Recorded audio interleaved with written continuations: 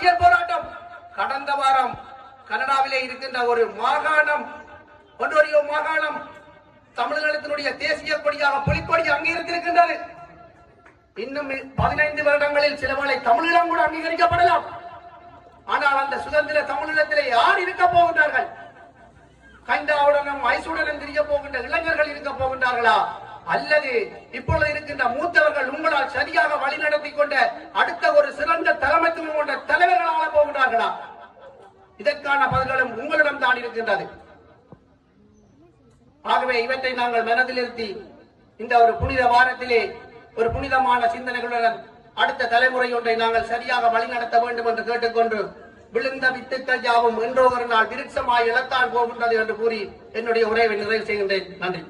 எங்கள் கொள்கை வீரரின் காலடி மண்ணிலே, கொண்ட லட்சியம் குண்டிராத எங்கள் கொள்கை வீரரின் காலடி மண்ணிலே நின்று கொண்டு ஒரு போர்க்கொடி தூக்குவோம். நிச்சயம் ஒரு தாயகம் அமைப்போம். அந்த போர்க்கொடி துப்பாக்கி தான் என்பது அல்ல, அந்த போர்க்கொடி கத்தி அல்ல, ரத்தம் அல்ல, மாறாக எங்களுடைய அடுத்த சந்ததியை சரியான வழியில் வழிநடத்துகின்றதாக அமையட்டும்.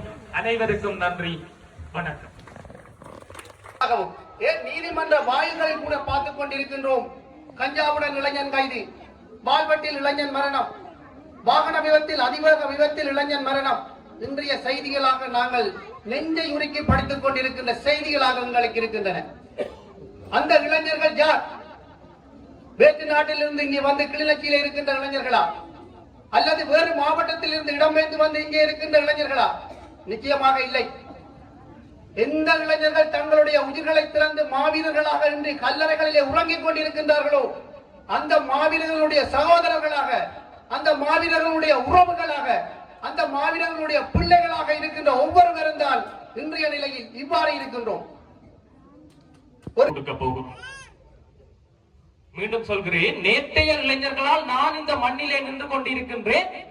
இன்றைய இளைஞராக இருக்கின்ற நான் நாளைய இளைஞர்களுக்கு என்ன கொடுக்க போகிறேன் என்று இன்றைய இளம் தலைமுறையை கேட்டார். எங்களிடம் என்ன பதில் இருக்கின்றது? இதை இன்றைய இளைய சமுதாயம் சிந்திக்க வேண்டிய ஒரு காலத்தின் கட்டாயத்தில் இருக்கின்றோம். துப்பாக்கியின்றி, வேட்டொலியின்றி, பீரங்கியின்றி இன்றும் நமது மண்ணில் யுத்தம் இடம்பெற்றுக் கொண்டிருக்கிறது. அது என்ன யுத்தம் என்றால், எங்களுடைய சிந்தனைகளில் சீல்பிடிக்க வைத்து, எங்களுடைய மனங்களை கபலீகரம் செய்து, எங்களுடைய இளம் சமுதாயத்தின் சிந்தனையை சிதைத்து, எம்முள்ளே போதைகளும் துஷ்பிரயோகங்களும் வாழ்வெட்டு கலாச்சாரத்தையும் வைரஸ் கிருமி போல் சிலர் திணித்துக் கொண்டிருக்கிறார்கள். அப்படியான ஒரு சூழ்நிலையில் எங்களுடைய இளம் சமுதாயம் நாளைய இளைஞர்களுக்கு என்ன கொடுக்க போகிறது, அதாவது எங்களுடைய தம்பி தங்கைகளுக்கு நாங்கள் என்ன கொடுக்க போகிறோம் என்பதை இன்றைய இளைஞர்களாக இருக்கின்ற நாங்கள் இந்த மண்ணிலே நின்று சிந்திக்க வேண்டியவர்களாக இருக்கின்றோம். பெற்றோர்கள், உங்களுடைய இன்னும் ஒரு பிள்ளைதான் இன்று இவ்வாறு இருக்கின்றது. ஒரு கனவு தேசத்தை உருவாக்க ஒரு பிள்ளையை கொடுக்க முடிந்த உங்களால் இன்று ஏன் ஒரு நல்ல இளைய சமுதாயத்தை வழிநடத்த முடியாத அளவுக்கு ஏன் இருக்கின்றீர்கள்? சிந்திக்க தெரியாமல் இருக்கின்றோமா? அல்லது அரசாங்கத்தினுடைய போலீசார் இருக்கின்றார்கள், அவர்கள் திருத்துவார்கள் என்று சிந்திக்கின்றோமா? அது எங்களுக்கு ஒரு தேவையற்ற விடயம். என்னுடைய பிள்ளை ஒன்று தியாகியாக மாவீரராக இருக்கின்றது, ஒரு தனிநாடு வேண்டும் என்று சொல்லி எதிர்கால சந்ததி ஒன்று சுபிட்சமாக வாழ வேண்டும் என்று மாவீரராக இருக்கின்றார். ஆனால் என்னுடைய இன்னும் ஒரு பிள்ளை எதிர்கால சந்ததியை அளிக்கின்ற வேலையிலே போதை வத்திலும் வாழ்வட்டிலும் ஈடுபட்டுக் கொண்டிருக்கின்றார் என்றால் ஏன் அதனை என்னால் அடக்க முடியவில்லை? இந்த கேள்வியை இந்த ஒரு புனித மாதத்திலே, இந்த புனித நாளிலே நாங்கள் ஒவ்வொருவரும் மனதிலே இருத்த வேண்டிய ஒரு கேள்வி. ஜெயந்திநகர் இதை சுற்றி இருக்கின்ற கிராமங்கள் ஒரு மூத்த போராளிகளும் பல போராளிகள் முகாம் அமைத்து இருந்த ஒரு புனித பூமி. அந்த பூமியிலே இந்த குற்றச் செயல்களும் போதை வஸ்துக்களும் ஏன் மலிந்து கிடக்க வேண்டும்?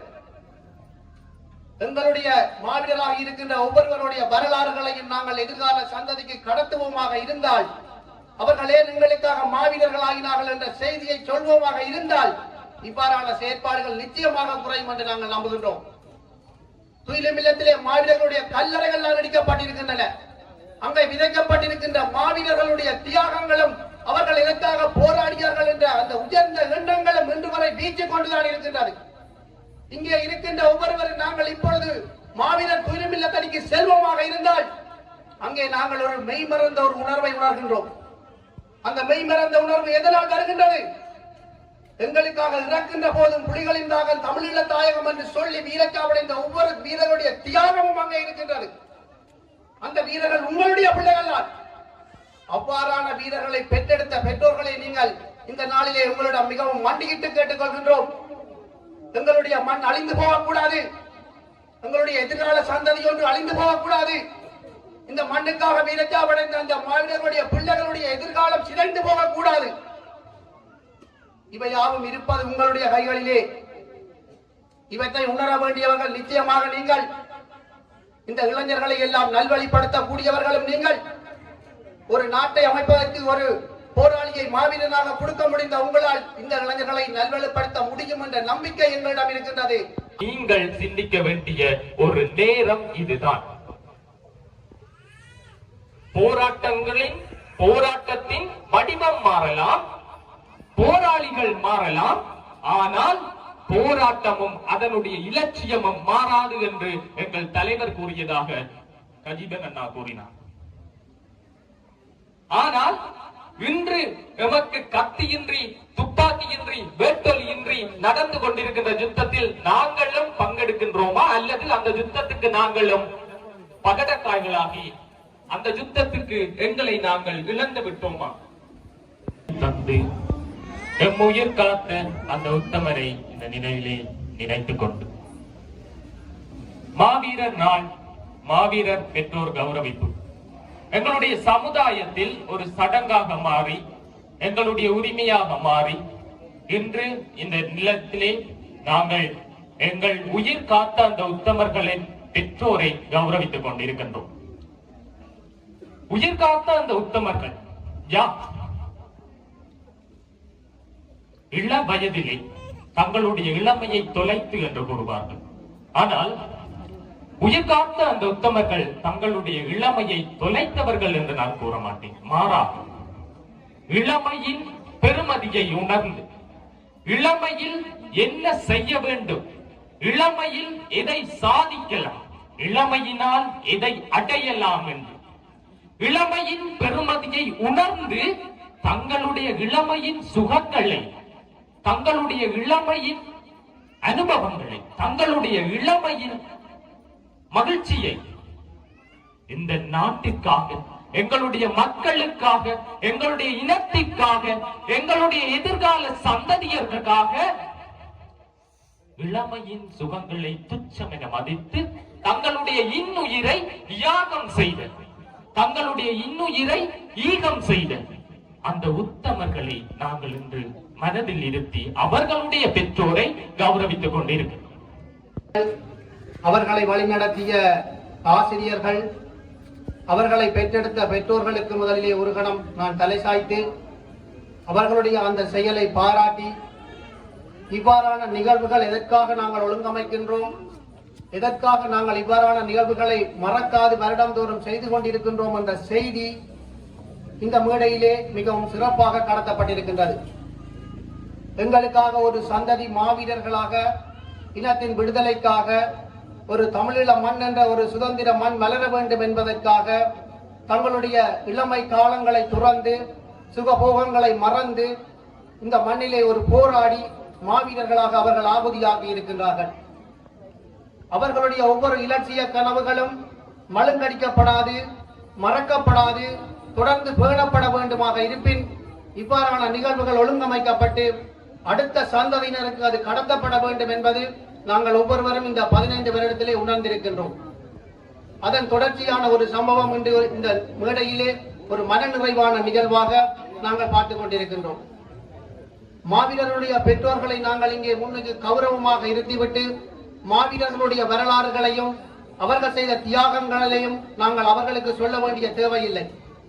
அவர்கள் வழியாக தங்களுடைய பிள்ளைகள் செய்த ஒவ்வொரு தியாகங்களையும், அந்த பிள்ளைகள் தியாகம் செய்வதற்கு பெற்றோராக தாங்கள் ஒவ்வொருவரும் எவ்வாறு துணை நின்றார்கள் என்ற மெய்சில் இருக்கின்ற கூச்சரிக்கின்ற அந்த தியாகங்களையும் நாங்கள் கேட்டறிய வேண்டிய ஒரு சந்ததியாக இன்றைய சந்ததியினர் இருக்கின்றோம்.